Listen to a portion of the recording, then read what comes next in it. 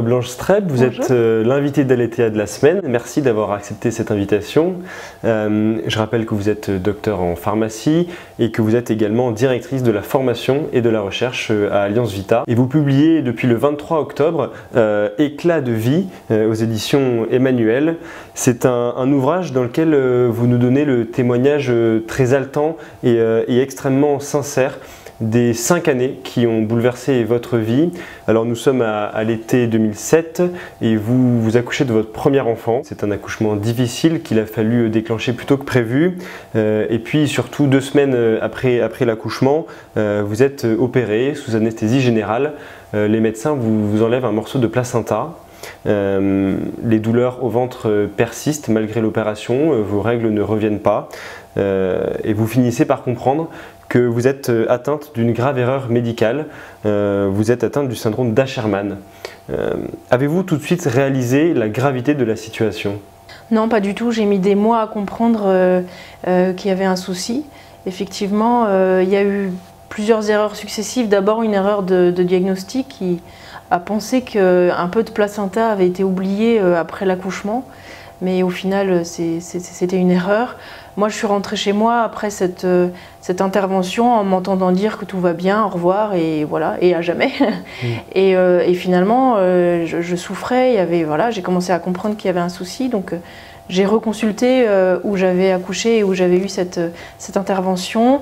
Petit à petit, au fur et à mesure des rendez-vous, j'ai commencé à demander des pièces médicales et en fait, j'ai compris qu'il n'y avait pas de placenta, que le geste n'aurait pas dû être fait et qu'en plus il avait été extrêmement mal fait par une personne qui débutait en fait, dans une situation en plus où c'est fragile, normalement il ne faut pas trop intervenir, voilà, et du coup c'est pas du placenta qu'on m'a retiré mais c'est pratiquement l'utérus en lui-même.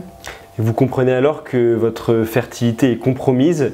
On imagine que vous avez ressenti de la colère, de la rancune à l'égard de la personne qui a pratiqué cette opération, ou tout du moins à l'égard des médecins. En fait, ça a été une sorte d'effondrement par palier, puisque j'ai découvert les choses les unes après les autres. À chaque fois, c'était pire. La situation était hyper grave, mais on a essayé de m'opérer 1 fois, 2 fois, 3 fois pour essayer de réparer, mais au fur et à mesure, on se rendait compte que c'était de plus en plus grave finalement. J'ai eu beaucoup de colère parce que on m'avait un peu caché les choses, mais j'en ai pas voulu à une personne en particulier parce qu'en fait c'est le système qui n'a pas fonctionné. C'est-à-dire que j'avais pas juste un médecin qui s'occupait de moi, mais personne finalement, puisque voilà, le dossier passait d'une main à l'autre sans que personne ne soit vraiment concerné. Donc c'est plutôt le système qui n'a pas fonctionné en fait. C'est pas une personne en particulier qui est vraiment responsable. Enfin, ce sont que des hommes qui ont droit aussi à l'erreur, mais c'est une multitude d'erreurs finalement qui ont abouti à cette situation absolument dramatique en fait. Là où c'est difficile et douloureux, c'est que je suis allée voir le grand chef, le chef de service, j'ai compris après que mon désir était d'entendre un pardon parce que j'en avais besoin et en fait ce pardon-là n'est pas arrivé. Donc ça c'est vrai que c'est quelque chose avec lequel je dois vivre aujourd'hui, c'est que je dois pardonner sans qu'il y ait eu de pardon qui soit finalement posé, quoi. Donc s'ensuit un long chemin de thérapie, vous allez vous faire soigner même aux États-Unis. Malheureusement il n'y a pas trop de solutions, on vous conseille de faire le deuil. Et puis miracle, au bout de quelques mois, vous tombez enceinte de nouveau, donc c'est une grande joie pour vous. Et malheureusement, on apprend ensuite que votre col de l'utérus s'ouvre trop tôt. À ce moment-là, dans le livre, vous racontez la place de votre mari, cette place très importante au moment de cette souffrance. Quel rôle a-t-il eu auprès de vous à ce moment-là? Un rôle majeur, comme un phare au milieu d'une mer déchaînée. Il a toujours été très fort, il a consenti à ce qui se passait. Moi j'étais dans une forme de révolte, il m'a aidé à consentir. Par rapport à toute cette période où on pensait qu'on n'aurait plus jamais d'enfants, et puis après la perte de cette petite fille, on a vécu les choses complètement différemment, évidemment. Parce que moi, voilà, mon corps était impliqué, donc forcément c'était très présent dans ma vie. Et pour un homme, c'est tout à fait différent. Et on a vraiment vécu des moments hyper difficiles. Je raconte qu'il y a même eu une période après la perte de notre bébé où on n'arrivait même plus à se parler tellement on avait mal en fait. la souffrance était vraiment hyper forte. Et c'est là où on s'appuie sur le sacrement de mariage, où je me disais, là on souffre trop, on se parle, on n'arrive plus à se parler, en fait on ne comprend pas la douleur de l'autre et on n'a pas forcément de facilité à exprimer. Enfin moi j'avais pas cette facilité à exprimer ma douleur non plus. Donc on survivait en fait côte à côte, vraiment avec quand même des bons moments de joie et de bonheur autour de notre aîné qui allait bien et qui était un petit gars plein de vie qui faisait vraiment notre bonheur. Donc avec lui ça allait quand même, mais c'est vrai que notre couple a quand même beaucoup souffert, mais que le sacrement de mariage est là et je gardais en tête, dans mon cœur il y avait des mots qui résonnaient, il y avait ce mot indissoluble. Alors indissoluble, ça ne veut pas dire que ça ne se fragilise pas, ou que mais qu'en tout cas, il y a un lien solide sur lequel il faut compter en fait. Vraiment sur lequel il faut compter. Et puis voilà, avec la foi et ce sacrement, je crois vraiment que le sacrement c'est une alliance qui est faite avec nous, une alliance avec le ciel et une alliance entre nous.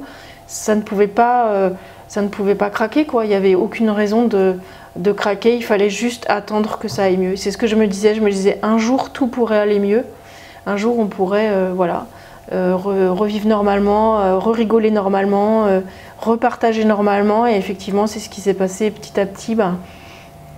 La peine, la souffrance relâche un peu sa morsure et puis les choses reviennent petit à petit et faut tenir bon en fait dans la tempête. C'est cette espérance qui vous a fait avancer. On imagine aussi que vous avez reçu un soutien extérieur pendant cette période. Au tout début, j'avais plutôt tendance à me renfermer et puis il s'est passé un événement important pour nous, c'est que j'ai demandé le sacrement des malades. Et là, on a fait une rencontre avec un prêtre qui est devenu un ami très proche, un jeune prêtre vraiment génial.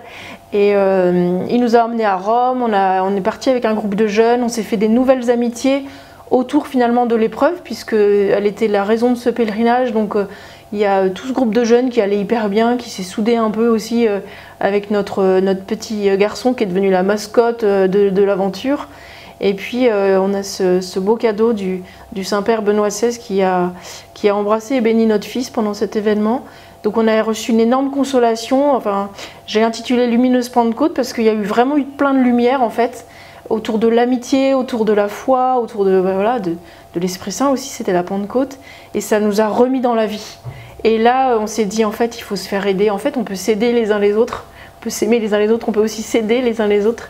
Et c'est ce qui s'est passé, et je me suis beaucoup plus ouverte, alors appuyée sur des frères, des amis, et aussi plus ouverte auprès de ma famille pour recevoir aussi du soutien de nos proches qui nous aiment et qui ne savaient pas forcément toujours comment nous aider, mais il y a eu un apaisement et une vraie fraternité qui s'est mise en place, et ça nous a beaucoup aidés. Alors nous connaissons vos engagements actuels en faveur de la défense de l'enfant, de la défense de la place du père dans la famille, en particulier au sein de l'association Alliance Vita. Vous vous exposez également médiatiquement, vous recevez des coups, c'est parfois dur. Quand on connaît le chemin personnel que vous avez vécu, les souffrances que vous avez endurées, où est-ce que vous allez chercher cette force ? C'est vrai que par mon histoire personnelle, c'est comme ça que je suis tombée dans ces questions-là. D'abord, ça a été mon histoire charnelle, mon cœur, voilà, ma vie en fait, qui a été bouleversée par ces questions. Et après, c'est monté au cerveau, ce qu'il en reste. Et c'est devenu des questions qui m'ont intellectuellement passionnée. Et j'ai mesuré les enjeux, et voilà.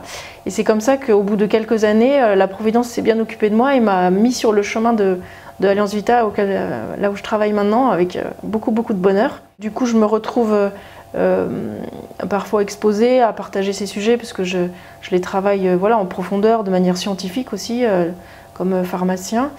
Et il m'arrive d'être exposée effectivement dans les médias ou en politique.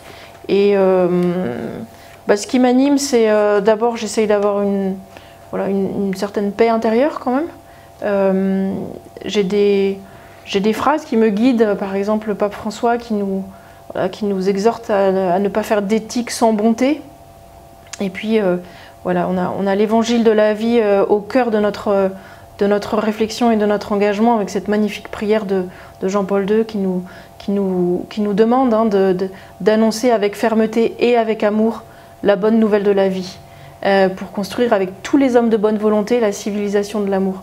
Et donc ça nous envoie en mission, ça nous envoie à dire la vérité dans la charité, ce qui est une vraie ligne de crête. Et ça nous envoie à travailler avec toutes les personnes de bonne volonté, y compris évidemment les non-chrétiens qui sont évidemment majoritaires dans notre pays. Donc on essaye d'être sur des arguments de raison, sur des arguments scientifiques. C'est comme ça qu'on travaille et qu'on aborde les sujets, en gardant au cœur qu'on doit aussi être là pour consoler et que ces enjeux ces questions sont vraiment des questions humaines, des questions humanitaires. Il y a beaucoup de souffrance derrière tous ces enjeux présents et à venir, et voilà, il faut les aborder avec beaucoup de courage, je crois, beaucoup de raison et beaucoup de douceur aussi. Et ce sera ma dernière question. Quels conseils donneriez-vous à des femmes qui ne peuvent pas avoir d'enfants ? Moi, mon expérience, quand j'ai eu cette question à me poser en me disant j'aurais plus d'enfants, j'ai vraiment demandé au Seigneur de m'éclairer sur mon propre chemin et où est-ce qu'il m'attendait, et je lui ai demandé de vraiment toujours faire de moi son instrument pour que je sois toujours une personne féconde dans ma vie, dans mes engagements. J'ai vraiment demandé la fécondité, même si c'était pas la fécondité dans le fait de donner la vie. Merci Blanche Streb, et je rappelle que vous sortez donc ce livre Éclat de vie que l'on peut retrouver en librairie et sur internet.